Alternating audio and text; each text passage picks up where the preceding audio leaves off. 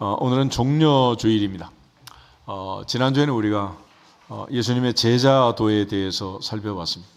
예수님의 제자도는 어린아이를 모델로 세워서 첫째는 겸손이라고 했습니다. 두 번째는 베드로의 질문에 7번 용서하면 되겠습니까? 라고 말할 때 7번뿐 아니라 7번을 70번이라도 해라. 주님 말씀하신 용서입니다. 오늘 특별히 종려주일에 예수님께서 나귀 새끼를 타고 예루살렘 입성하신 사건은 예수님의 겸손을 증명하는 왕의 대관식이라고 하겠습니다. 예수님은 만왕의 왕으로 만주의 주로 오셨지만은 미가 선지자가 강조한 것처럼 하나님과 겸손한 동행을 원하시고 겸손하시고 온유하신 주님의 마음, 그 마음으로 나귀의 작은 것, 나귀 새끼를 타고 입성한 날이 되겠습니다.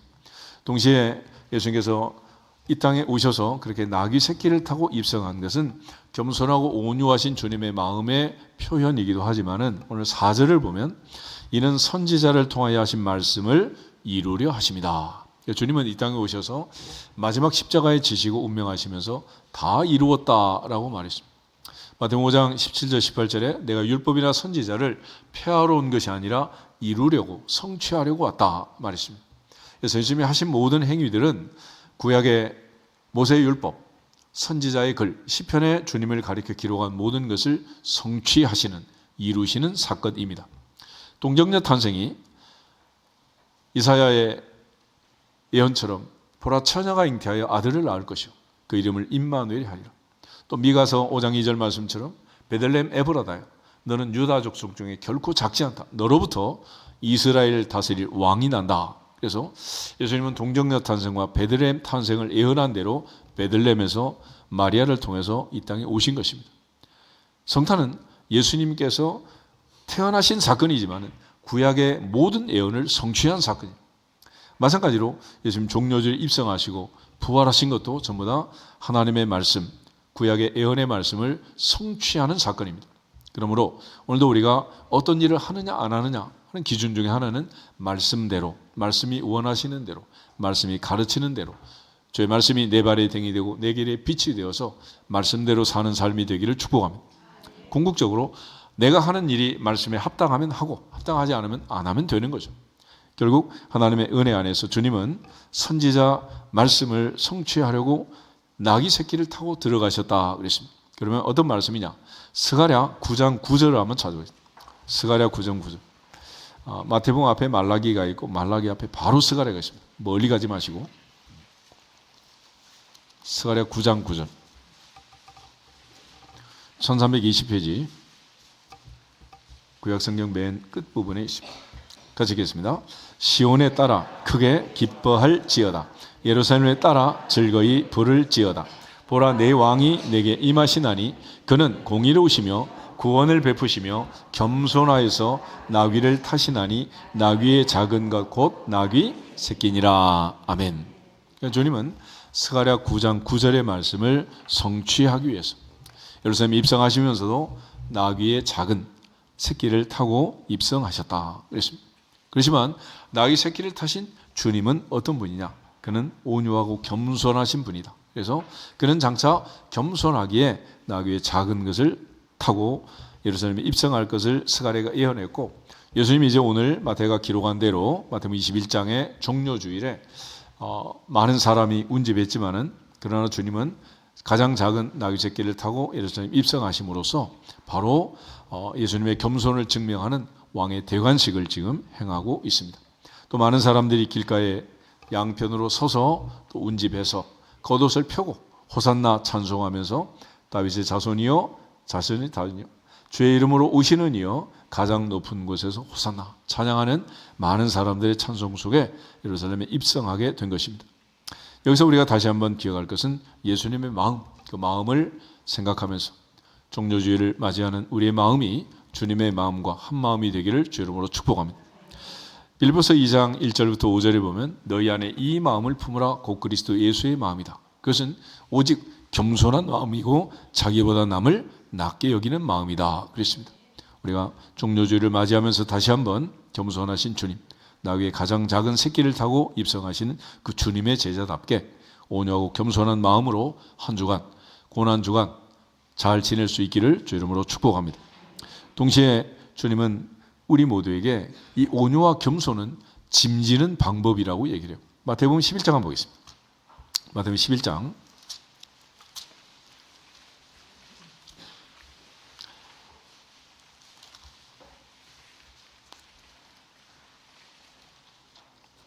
28절에서 30절 말씀 다 같이 읽겠습니다. 수고하고 무거운 짐진 자들아 다 내게로 오라. 내가 너희를 쉬게 하리라. 나는 마음이 온유하고 겸손하니 나의 멍에를 메고 내게 배우라. 그리하면 너희 마음이 쉼을 얻으리니 이는 내 멍에는 쉽고 내 짐은 가벼움이라 하시니라. 아멘. 옛날엔 짐꾼들이 많이 있었죠. 나무짐도 지고 쌀짐도 지고 남대문 시장에서 많은 사람들이 짐을 옮기기도 하고 많은 짐꾼이 있었다. 그런데 짐을 지려면은 똑바로 서서 짐을 질 수는 없는 거죠. 요즘 전부 다 이제 백팩 시대가 돼가지고 배낭을 메고 다니지만, 그래서 배낭을 메는 이유도 특별히 노인들 빈 가방이라도 메고 다니라 그래요. 왜냐? 중심을 잡아야 되니까. 중심을. 왜냐면 짐을 지고 배낭을 메면 고개를 번쩍 들까 숙일까? 숙이게 돼 있어요. 그래서 넘어지지 말라고. 그러니까 할머니, 할아버지 나이 늙으면 자동적으로 등이 굽는 이유는 어떻게 되는 거예요? 무게 중심을 낮추는 거예요. 안 넘어지려고. 겸손하게. 그런데 그 많은 짐을 질 때 번쩍 서 있으면 천하장사도 넘어질 수밖에 없습니다. 그러니까 짐이 무거울수록 더 높은 짐을 질수록 겸손하게 자기를 낮추는 거예요. 그러니까 짐꾼의 겸손처럼 주님은 인생의 무거운 짐, 십자가의 짐을 지는 방법을 온유와 겸손이라고 말씀하는 거예요. 그러니까 우리가 인생을 살면서 자세도 물론 중력의 법칙에 의해서 허리를 굽히고 숙여야 되겠지만은 마음의 자세가 중요하다. 할렐루야. 그래서 두 사람이 결혼해서 검은 머리 파풀이 될 때까지 긴 인생을 살려면 서로 온유하고 겸손해야 한다. 아멘. 또 우리가 교회 안에서 하나님의 사랑과 은혜 안에서 모였지만은 서로 하나가 되어 신앙생활을 하고, 오늘도 찬양대가 아름다운 찬양을 했지만은 하모니를 위해서 하나가 되기 위해서는 서로 온유하고 겸손해야 하느니라. 그래야 이게 하나가 되는 거지. 한 사람이 번쩍 서서 교만하면 넘어질 수밖에 없고, 그럼 결국 공동체는 깨지는 거죠. 그런 차원에서 주님은 누구든지 나를 따라오려거든 자기를 부인하고 자기 십자가를 지고 나를 따르라 그랬어요. 그러니까 주님께서 우리에게 가르쳐 주신 것은 주님이 대신 짐져주겠다 그런 얘기가 아니고 짐지는 법을 알려주는 거예요. 흔히 유대인들은 아이에게 고기를 잡아주지 않고 고기 잡는 법을 가르쳐 준다 그랬잖아요. 주님은 우리에게 짐을 대신 져주겠다고 하신 게 아니고 짐지는 법을 알려주신 거예요. 그러니까 내가 인생을 살면서 짐이 너무 무겁다, 내려놓고 싶다, 쉬고 싶다, 자꾸 이런 마음이 드는 것은 그 순간 내 마음이 온유와 겸손을 상실한 거예요. 모세라는 사람 알잖아요. 60만을 짊어지고 광야 40년을 갔습니다. 어떨 때는 너무 화가 나니까 하나님께 대드는 거예요. 내가 이 민족을 낳습니까? 내가 전부 이 사람들의 부모입니까? 이러면서. 그런데 그렇게 온유했던 모세가 가나안에 못 들어갔잖아요. 왜 그랬어요? 지팡이로 반석을 내리치며 성질 내다가 못 들어간 거예요. 그러니까 결국 온유를 상실하고 겸손을 상실하면 짐을 질 수 있다 없다? 없는 거예요. 그러니까 천하의 왕들도 망하는 방법이 딱 한 가지입니다. 교만하면 망하는 거예요. 다니엘 2장, 3장, 4장 느부갓네살에 대한 얘기가 나오잖아요. 그 천하의 대왕, 바벨론의 대왕 느부갓네살도 결국 교만할 때 넘어지는 거예요. 그래서 하나님께서 그에게 겸손을 가르치고, 제가 스스로 왕이 된 게 아니라 하나님의 은혜로 왕이 되었음을, 그 자리를 주신 분은 하늘의 하나님인 것을 깨닫는 겸손을 가르치는 거예요. 그러니까 어느 나라 어떤 왕이든지 어떤 권좌에 올라가든지 망하는 길은 딱 한 가지, 교만하면 망하는 거예요. 그러니까 항상 겸손하게 자기를 낮추는 온유와 겸손으로 주님 주신 책임 사명 끝까지 잘 감당할 수 있기를 주 이름으로 축복합니다.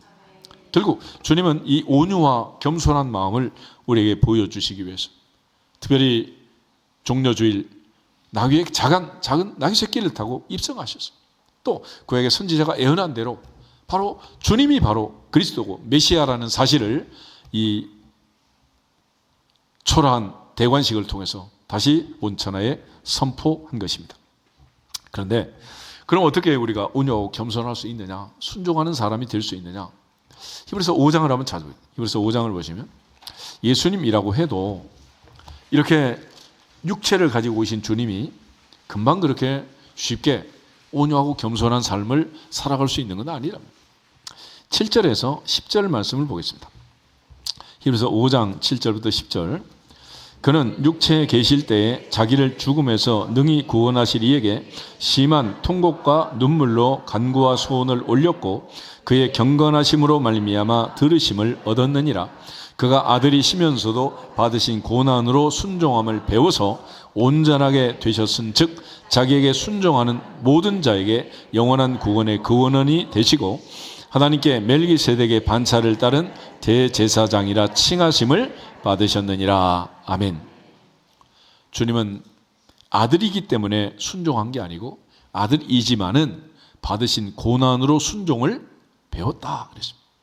그래서 하나님께서는 한 사람 한 사람 하나님이 원하시는 하나님의 사람들로 연단 훈련 시켜서 하나님이 쓰시기 전에 반드시 이 고난 프로그램을 돌리시는. 그래서 철없이 게임만 한 아들도 어디 갔다 오면 철들어?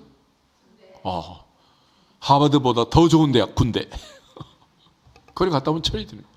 왜 그래? 고난을 통해서 배우는 거예요. 그래서 그 옛날부터 아프고 나면 성장한다, 성숙한다 그러잖아요. 그러니까 이 고난을 통해서 하나님께서 연단 훈련을 430년 애굽의 종살이, 바벨론 포로 70년, 광야 40년. 이것은 하나님께서 더 큰 복을 주기 위한 특별의 계획 속에서 이스라엘 백성들을 훈련시키는 고난의 행군이었다. 아멘. 그러니까 이 고난을 통해서 성장하는 거예요. 교회 성장학자들이 한국 교회 성장을 논할 때 도대체 70년대, 80년대 이 가난한 나라에서 어떻게 교회가 성장했느냐라는 걸 연구하면서 전 세계는 없고 한국에만 있는 걸 찾은 거예요. 그게 뭐냐? 바로 고난이라는. 일제 36년, 6.25 전쟁, 4.19, 5.16, 5.18 할 것 없이 그 많은 풍랑과 경랑 속에서 고난과 시련을 받았기 때문에 그 어떤 나라도 불가능한 IMF를 가장 빨리 극복하고 아무리 어려운 시절이 와도 우리는 뭉치면 살고 흩어지면 죽는다. 그래서 하나가 되는 고난을 이기는 힘과 능력을 기르는 거예요. 그러니까 아이들이 고난을 겪고 어려움을 겪지 않고 성장하게 되면 살아가면서 현지 적응 훈련이 안 되고 능력이 모자라서 견디지 못한다. 요즘 자꾸 극단적 어떤 선택을 했다는 이런 소식이 자꾸 들리는 것은 못 참고 못 견디는 거 아니겠어요? 하나님 앞에서 성경을 보면 예수님까지도 십자가의 고난을 겪고 이 아픔과 고통을 통해서 심한 통곡과 눈물로 간구와 손을 올리고 나의 원대로 마시고 아버지 원대로 하옵소서. 간절히 기도하신 것은 이게 얼마나 고통스럽고 얼마나 힘드냐. 궁극적으로 종려주일은 예수님께서 왕이 될 걸 기대하면서 많은 사람이 호산나 찬송하면서 입성하지만은 주님의 마음에는 영광이 아닌 십자가, 그 고난이 가로막고 있고 주님은 그 십자가를 생각하면서 한 걸음 한 걸음 걸어가고 있는 것입니다. 주님의 십자가를 통해서 주님이 생각하는 그 십자가를 통해서 순종을 배우고 하나님께 영광을 돌리는 고난주간이 되기를 주의 이름으로 축복합니다.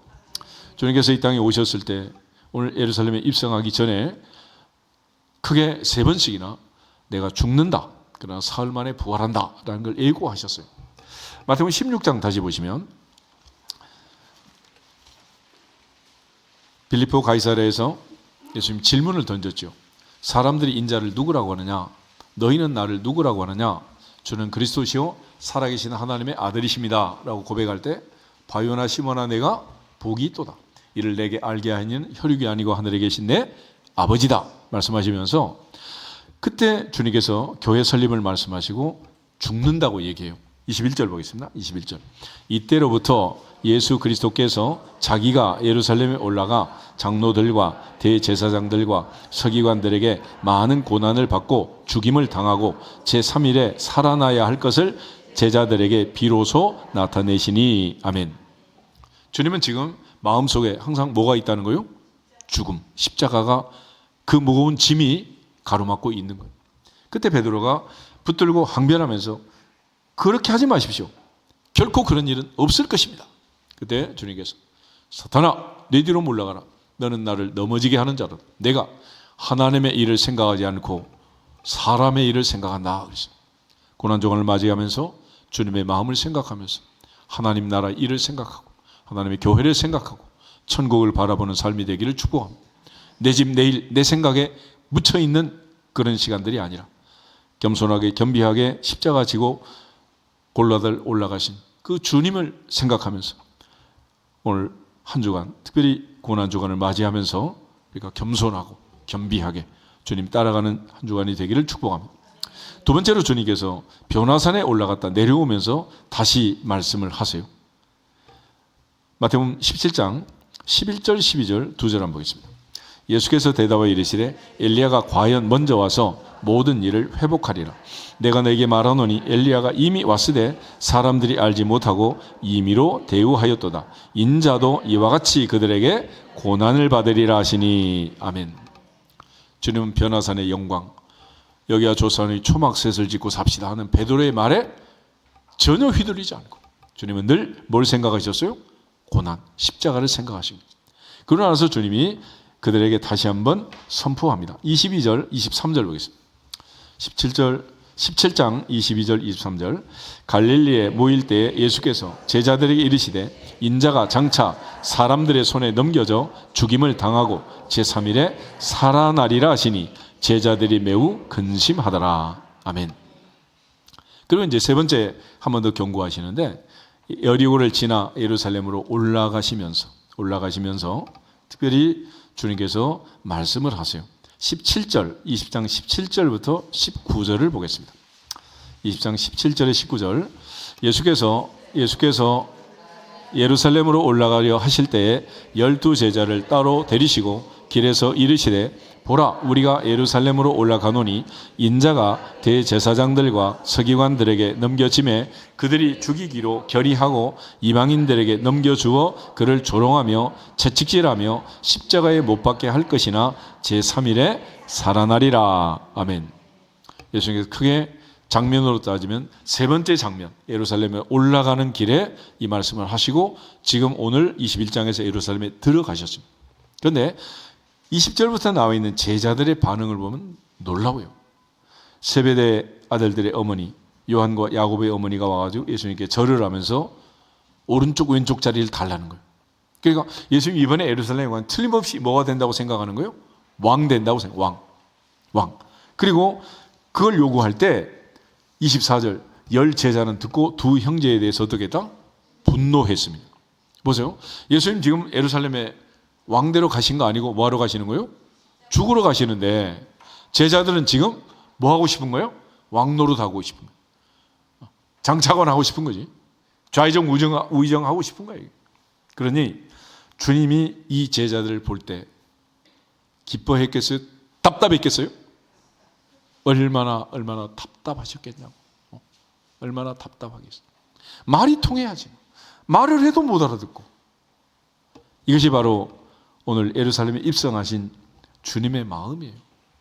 이 말기도 못 알아듣는 애들하고 3년 동안 공생애를 마치고 십자가를 향해서 걸어가고 있는 마지막 순간까지 깨닫지 못하는, 교만하기가 짝이 없는, 하늘의 보좌를 높이고 왕노를 하고 싶은 이 제자들과 더불어 십자가에 죽기까지 복종하시고 우리를 위하여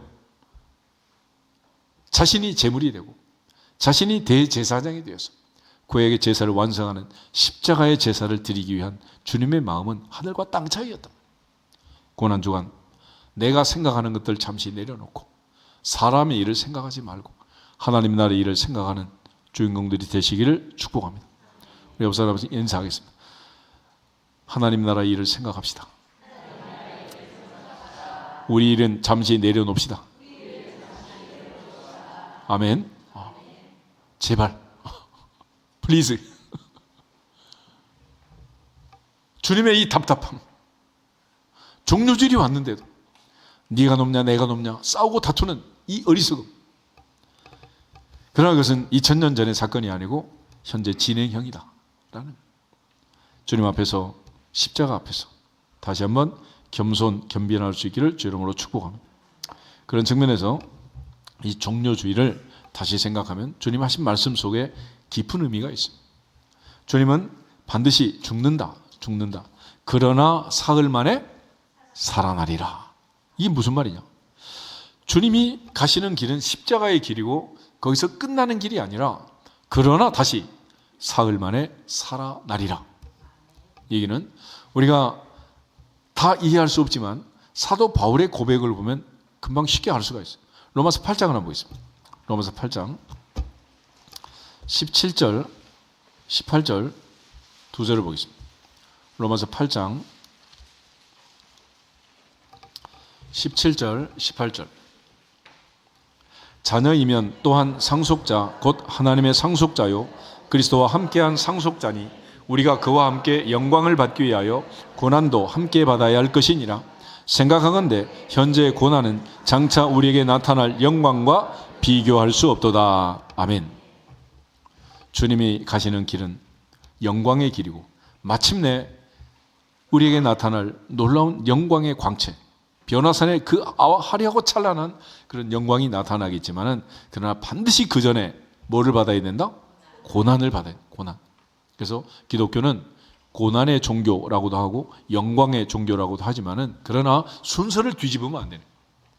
항상 옛사람들이 말하는 것처럼 동고동락하는 거지. 동고만하고 끝나도 불행한 거고 동고 없이 동락만 하려고 해도 안 되는 거예요. 우린 주님과 함께 죽고 함께 산다. 할렐루야. 이게 바로 십자가라는 거예요. 그런 측면에서 기독교는 뭐냐? 미래지향적이다. 퓨처리스틱 컨셉을 가지고 항상 미래지향적으로 사는 거예요.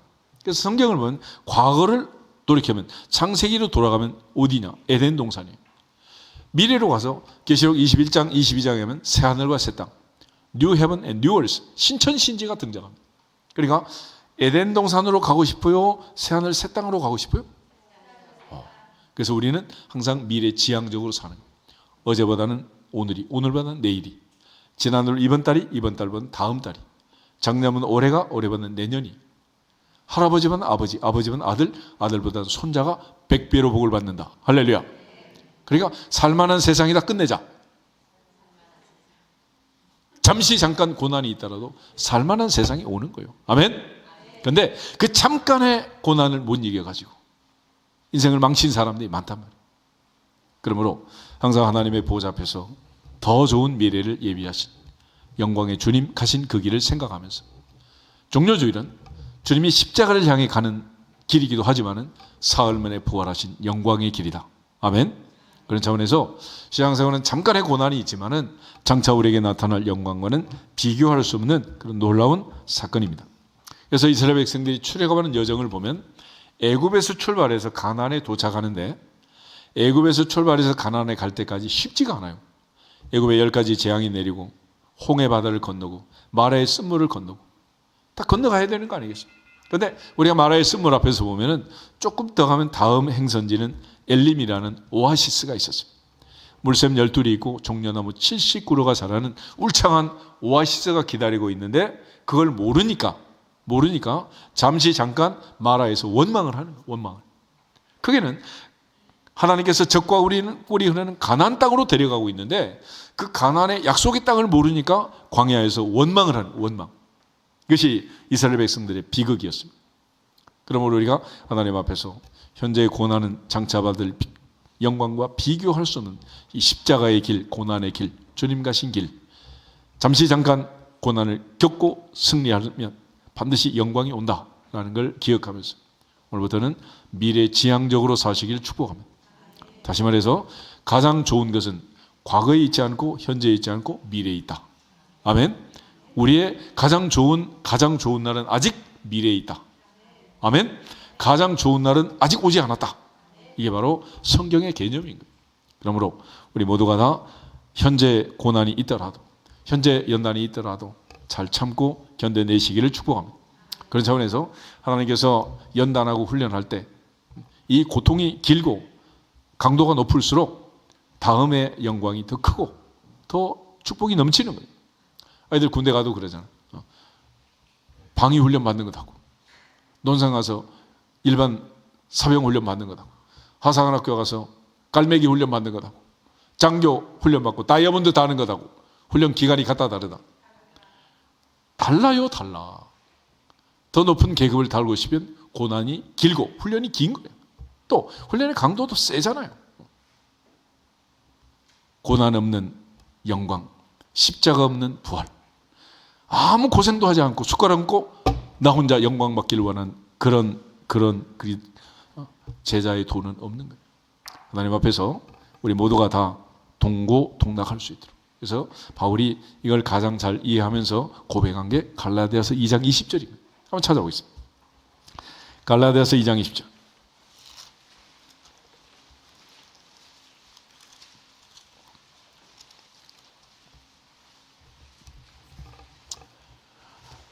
따라지겠습니다. 내가 그리스도와 함께 십자가에 못 박혔나니 그런즉 이제는 내가 사는 것이 아니요 오직 내 안에 그리스도께서 사시는 것이라. 이제 내가 육체 가운데 사는 것은 나를 사랑하사 나를 위하여 자기 자신을 버리신 하나님의 아들을 믿는 믿음 안에서 사는 것이라. 아멘. 바울은 내가 원하는, 내가 바라는 육신의 정욕, 안목의 정욕, 이생의 사랑, 인간의 모든 욕망과 욕구를 내려놓고 나는 죽었다. 그리고 내 안에 주님이 산다. 그래서 이제는 주님이 원하는 대로, 주님이 이끄는 대로, 이끄시는 대로 사는 삶을 선택했습니다. 주에서 받은 사명 곧 은혜의 복음을 증거하는 일을 마치기까지 내 생명을 귀하게 여기지 않고 주님께 붙잡히면 그것을 잡으려고 달려가고 믿음의 선한 싸움을 싸우고 달려가기를 마칠 때까지 최선을 다해서 믿음을 지켜낸 줄로 믿습니다. 이와 같이 현재의 고난은 장차 우리에게 나타날 영광과 비교할 수 없는 것이고 이번에도 이제 고난주간이 왔지만은 그래서 고난주간 다음에는 반드시 부활주일이 찾아오는 거예요. 아멘. 부활의 영광, 그 영광을 생각하면서 현재의 고난을 잘 이겨내기를 주 이름으로 축복합니다. 그런 차원에서 이제 고난주간을 맞이하면서 네 가지 중요한 훈련이 있어요. 주님이 십자가 앞에서 했던 그 많은 훈련들, 그들을 보면서 첫째는 겸손의 훈련이 필요하다. 겸손의 훈련. 기독교는 첫째도 겸손, 둘째도 겸손, 셋째도 겸손이라고 했습니다. 교만하면 망하는 거예요. 겸손은 존귀의 앞잡이다. 그러나 교만은 패망의 선봉이고 넘어짐의 앞잡이다. 우리 모두가 다 끝까지 내게 주신 책임 사명 잘 감당하고 천국 갈 때까지 오냐고 겸손한 주님처럼 겸손의 훈련을 잘 받고 겸손한 자리 빼앗기지 않기를 축복합니다. 더 큰 은혜 받는 겸손한 자리, 우리 모두의 자리가 되기를 주님의 이름으로 축원합니다. 두 번째로 할 일은 인내입니다. 인내. 히브리서 12장을 한번 보겠습니다. 히브리서 12장을 보면 주님이 지신 십자가, 주님은 어떻게 그 십자가를 지셨을까? 그 험한 십자가, 늘 찬송을 하지만은 주님의 십자가, 주님이 그 짐을 진 주님의 마음, 오냐고 겸손한 주님이 하신 일이 무엇인가? 그는 인내라는 것입니다. 1절에 3절 보겠습니다. 이러므로 우리에게 구름같이 둘러싼 허다한 증인들이 있으니 모든 무거운 것과 얽매이신 죄를 벗어버리고 인내로서 우리 앞에 당한 경주를 하며 믿음의 주요 또 온전하게 하신 인 예수를 바라보자. 그는 그 앞에 있는 기쁨을 위하여 십자가를 참으사 부끄러움을 개의치 아니하시더니 하나님 보좌 우편에 앉으셨느니라. 너희가 피곤하여 낙심하지 않기 위하여 죄인들이 이같이 자기에게 거역한 일을 참으신 일을 생각하라. 아멘. 이번 고난주간을 보내면서 한 주간은 참고 인내하시기를 주 이름으로 축복합니다. 그러니까 그동안 계속 내가 이기고 또 이겼다 하더라도 이번 주간은 주님처럼 십자가 지시고 지는 게임을 하고 져주면 반드시 이기게 될 줄로 믿습니다. 솔직히 가슴에 손을 얹고 이겨봐. 남편 이겨먹은 사람들, 권사님들, 이번 주는 져주자. 아멘. 한번 인사를 합시다. 이번 주는 져줍시다. 그래야 사는 거야. 언제까지 이겨먹으려고. 그게 될 일이 아니라. 그러니까 주님께서 십자가 지시고 고난의 길을 가시면서 주님은 인내로서 이 경주를 했다. 아멘. 그리고 주님은 십자가를 부끄러지 않고 십자가를 참으셨다. 너희를 거역한 이 많은 대제사장들, 서기관들, 관원들, 로마의 군병까지 손에 못자국, 옆구리에 창자국을 찔러대는 이 많은 사람들을 참으신 예수님을 생각하자. 아멘. 참아. 인내의 훈련이 되고 인내로서 고난주간 승리하기를 주 이름으로 축복합니다. 세 번째로 중요한 것은 언어 훈련이죠. 언어 훈련. 예수님께서 많은 재판을 받았는데 놀랍게 예수님은 침묵하셨다. 침묵. 여러분, 서양 속담에 웅변은 은이라면 침묵은 금이다, 그런 말이 있어요. 광야 세대는 왜 가나안에 못 들어갔느냐? 침묵을 배우지 못하는 거예요. 그리고 그들은 원망을 쏟아냈습니다. 그래서 망한 거예요. 민수기 14장 보겠습니다. 민수기 14장 28절에서 30절 세 절만 같이 보겠습니다. 민수기 14장 28절에서 30절. 민수기 14장 28절. 그들에게 이르기를 여호와의 말씀에 내 삶을 두고 맹세하노라. 너희 말이 내 귀에 들린 대로 내가 너희에게 행하리니 너희 시체가 이 광야에 엎드러질 것이라. 너희 중에서 20세 이상으로서 계수된 자 곧 나를 원망한 자 전부가 여분네 아들 갈렙과 눈의 아들 여호수아 외에는 내가 맹세하여 너희에게 살게 하리라 한 땅에 결단코 들어가지 못하리라. 아멘. 두 사람과 60만의 운명이 갈렸습니다. 그것은 하나님의 귀에 들린 소리가 달랐다. 말이 달랐다. 하나님은 뭘 들었느냐? 너희가 원망하는 말을 내가 들었다. 너희가 원망하는 말을 내가 들었다. 27절에 보면 나를 원망하는 이 악한 회중에게 내가 어느 때까지 참으랴. 이스라엘 자손이 나를 향하여 원망하는 바 그 원망하는 말을 내가 들었다. 말이라는 것은 내가 듣고 남이 듣고 듣잖아요. 한 번 내뱉은 말은 주워 담을 수 있다 없다? 없다 그랬잖아요. 그러니까 이 원망하는 말을 내뱉으면 결국은 광야 세대처럼 비극의 주인공이 될 수밖에 없어요. 그런데 60만이 원망할 때 다른 길을 선택한 두 사람, 하나님이 인정하는 여호수아와 갈렙이 있었습니다. 우리 모두가 다 여호수아와 갈렙처럼 믿음의 훈련을 하고 믿음의 언어를 장착해서 가나안의 주인공이 되기를 주 이름으로 축복합니다. 그래서 보통 이제 성금요일 정오에서 3시까지 예수님 운명하신 그 시간에 고대로부터 훈련한 훈련이 있어요. 침묵 훈련. 누가 물어봐도 대답하지 말고 전화도 다 내려놓고 다 모든 기계 내려놓고 고요하게 주님의 십자가를 묵상하면서 말 안 하기 훈련. 침묵의 훈련. 침묵. 그 다짐 속에서 이번 고난주간이 의미 있게 넘어가기를 축복합니다. 말을 너무 많이 해서 생긴 문제들, 말 때문에 생긴 문제들, 이 모든 것을 주님이 십자가에서 침묵으로 가르쳐 주신 거예요. 우리 모두가 하나님 앞에서 여호수아 갈렙처럼 절대 믿음, 절대 긍정의 언어를 장착하고 항상 서로 위로하고 세워주고 격려하고 하나님께 영광을 돌릴 수 있기를 주 이름으로 축복합니다. 결국 그 말 한마디가 남편을 살리고 아내를 살리고 자식을 살리고 부모를 살리고 형제 자매를 살리는 거예요. 우리 모두가 다 하나님 앞에서 여호수아 갈렙처럼 가나안의 주인공이 되는 믿음의 언어로, 믿음의 말로, 하나님을 기쁘시게 하는 말로 승리하는 고난주간이 되기를 주 이름으로 축복합니다. 마지막으로 중요한 것은 예수님 십자가의 앞에 가기 전 마지막 겟세마네 동산에서 기도하는 내용 너무 잘 알잖아요. 나의 원대로 마시고 누구 원대로? 아버지 원대로 하옵소서.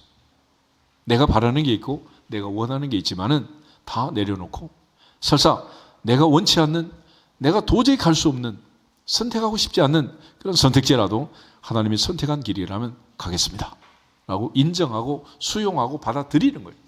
그것이 바로 종려주일에 주님이 선택한 길이고 고난주간에 주님이 선택하신 길이다.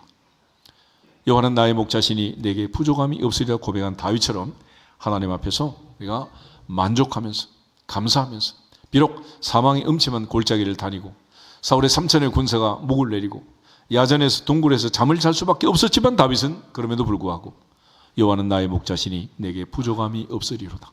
환경과 관계없이 하나님 때문에 만족하고 자족하는 한 주간이 되기를 축복합니다.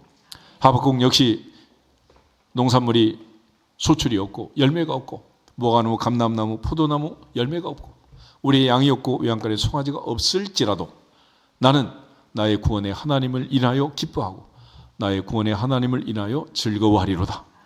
하나님 때문에 기뻐하고 즐거워하는 한 주간, 고난주간 되기를 주 이름으로 축복합니다. 아굴처럼 필요한 양식을 구하고 주님께서 부탁하신 것처럼 오늘도 우리에게 일용할 양식만 주세요 라고 감사하면서 하루하루 한 주간 잘 지내고 하나님께 영광을 돌릴 수 있기를 주 이름으로 축복합니다. 그런 측면에서 사도 바울은 예수님께서 선택했던 것처럼 가장 하나님을 기쁘게 하는 길을 선택했는데 그게 바로 자족이라는 거예요. 자족. 빌립보서 4장을 한 번 더 읽고 기도하겠습니다. 빌립보서 4장을 보시면 10절에서 13절 말씀. 빌립보서 4장 10절에서 13절 까지 읽겠습니다. 내가 주 안에서 크게 기뻐함은 너희가 나를 생각하던 것이 이제 다시 싹이 남이니 너희가 또한 이를 위하여 생각은 하였으나 기회가 없었느니라. 내가 궁핍함으로 말하는 것이 아니니라. 어떠한 형편에든지 나는 자족하기를 배웠노니 나는 비천에 처할 줄도 알고 풍부에 처할 줄도 알아. 모든 일 곧 배부름과 배고픔과 풍부와 궁핍에도 처할 줄 아는 일체의 비결을 배웠노라. 내게 능력 주시는 자 안에서 내가 모든 것을 할 수 있느니라. 아멘. 바울은 자족을 배웠다. 자족을 배웠다. 이 자족이란 말은 풍부에 처할 줄도 알고 궁핍에 처할 줄도 알고 배가 불러도 배가 고파도 감사할 줄 아는 마음. 이 자족이라는.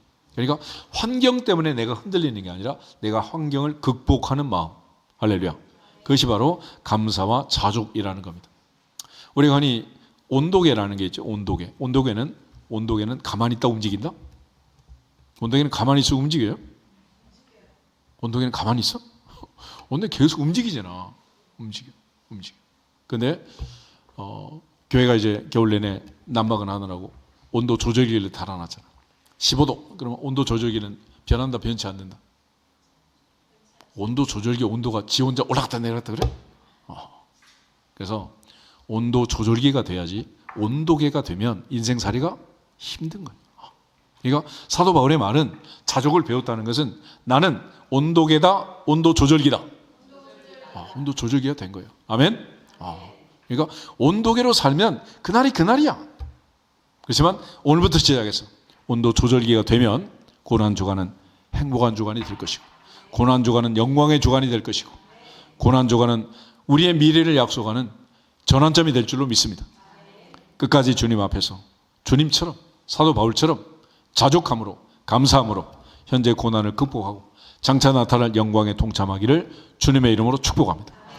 그런 의미에서 다시 한번 온도 조절기로 삽시다. 온도계로 살지 맙시다. 할렐루야. 다 같이 주 예수 그리스도의 이름으로 승리할지어다 선포하고 되겠습니다. 주 예수 그리스도의 이름으로 승리할지어다. 승리할지어다. 승리할지어다.